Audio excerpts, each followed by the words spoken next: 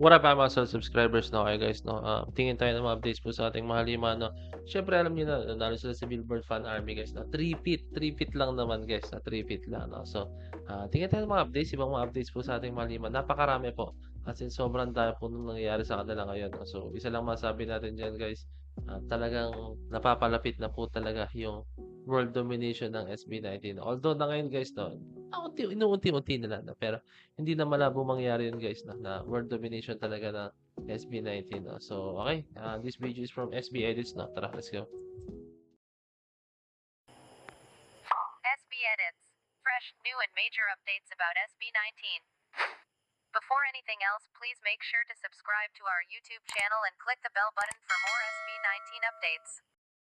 18. We are back again to give you the latest updates about SB19. After weeks of massive cumulative effort of all 18 worldwide, we managed to end the BBFA battle with 60.1% of votes on the final round, claiming the victory this year. Billboard's Naalala ko naman po yung moment, guys, na shinare na mismo ng maraming tao, no? At the same time, guys, mismo SB19 shinare na nila, no? Kasi that just shows, guys, na talagang gusto nilang manalo, guys, na gusto nilang manalo, na at the same time gusto nila rin tumulong siyempre sa 18, guys, no, kasi hindi talaga biro, no. So yun, nakakatuwa lang, no, kumbaga naging united as one tayo lahat talaga, no.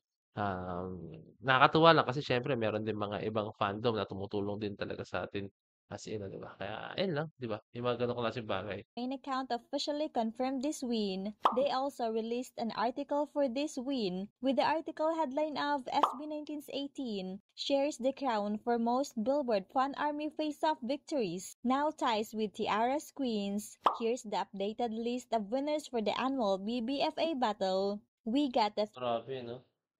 2014, complete updated list. Okay. So meron na pala, oo nga, meron na nga nag-3-peat na, pero sobrang tagal na pala, no? 2015 pa, no? So wala pa nakagawa, guys, ng 4-peat, guys, no?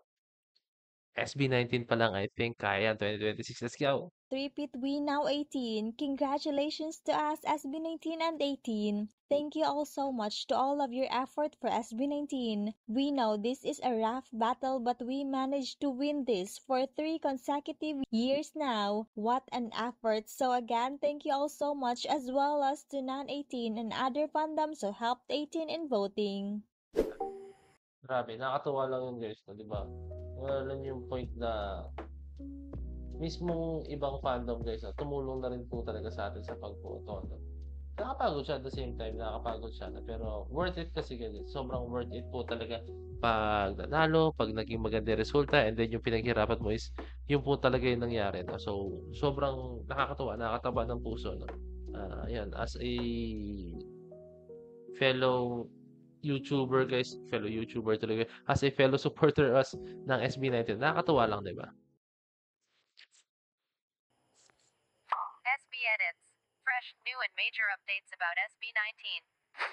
Before anything else, please make sure to subscribe to our YouTube channel and click the bell button for more SB19 updates.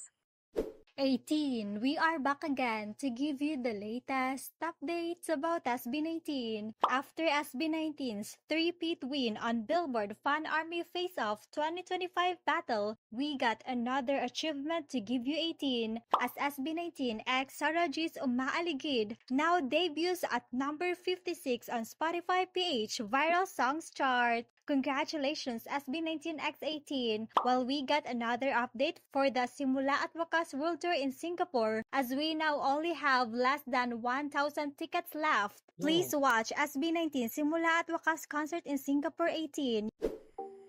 Guys, kasi naman, yung umaaligid, guys, no? Ibang level naman kasi talaga yung umaaligid, guys, no? Parang, ano siya parang mixed of, ano siya, talents po talaga, ideas, no? Nakakatuwa lang kasi syempre, 'di ba? Pag hindi lang for me, this is just my own opinion, guys. Baka naman anuhin niyo, no? Don't get me wrong, guys, no? Si Miss Sarah G, solid na yan pag nag-release ng music video, no? Pero natutuwa lang ako sa mga taong pag kinatrabaho nila ang SB19, no? parang gusto nilang pantayan yung trabahong binibigay ng SB19, yung negets niya 'no. Pinapantayan nila to the point na kailangan quality rin music video natin, kailangan quality rin yung performance, kailangan quality yung song, kailangan meron din tayong, dance performance, dance choreography 'no. So, nakakatuwa lang 'di ba, 'di ba? Hindi naman natin sila pinipilit na gawin yung gano'n, pero parang naging kusang loob na rin po talaga nila since alam nila na hindi tayo puwede mag-fail since SB19 is an international group po talaga 'no, as in napakarami po talagang sumasaludo sa kanila sa ibang bansa 'no. SB Edits. Fresh, new, and major updates about SB19. Before anything else, please make sure to subscribe to our YouTube channel and click the bell button for more SB19 updates. 18. We are back again to give you the latest updates about SB19. 18. We got another update to give you as Query shared the ad proof of SB19 after winning the Best Southeast Asian Pop Group for the first half of 2025. Flashed on the screen is the full screen video of the LED ad on the right side while the zoom version is showing on the other side. This outer LED screen is located on Simpang Lima, Semarang, Indonesia, and has been running since August 18 until August 24, 2025. Congratulations, SB19X18. Thank you so much to all 18 who voted for SB19 on Query, and thank you as well to Query for making an update for the proof of prize.